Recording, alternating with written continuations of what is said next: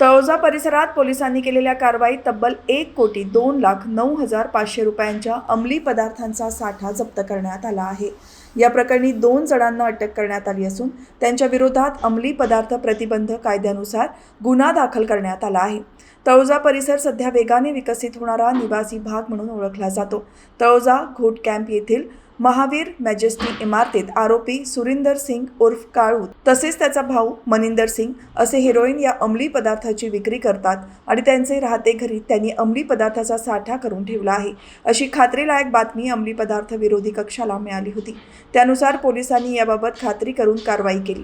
यावेळी पोलिसांनी आरोपींकडून सुमारे 59 लाख रुपयांची अफू तसेच 43 लाख रुपयांचा अन्य अंमली पदार्थ असा एकूण 1,02,09,500 रुपये किमतीचा अंमली पदार्थांचा साठा आणि संबंधित साहित्य जप्त केले। सदरच्या कारवाईत वरिष्ठ पोलीस निरीक्षक संदीप निगडे, सह पोलीस निरीक्षक तुषार माने, पोलीस हवालदार तायडे, पोलीस हवालदार मेहतरे, पोलीस नाईक पाटील, पोलीस शिपाई पालवे, चालक पोलीस शिपाई भाबड आदींच्या पथकाने केली। या प्रकरणी पोलिसांनी आरोपींविरुद्ध NDPS कायदा अन्वये गुन्हा दाखल करण्यात आला असून पुढील तपास तळोजा पोलीस ठाणे करत आहे।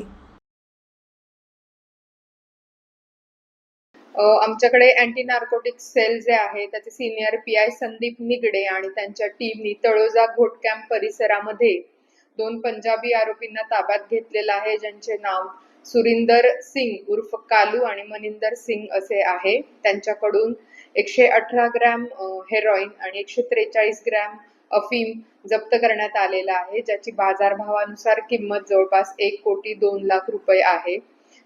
पंजाबमधून हे ड्रग्ज आणून या ठिकाणी विक्री करणार होते।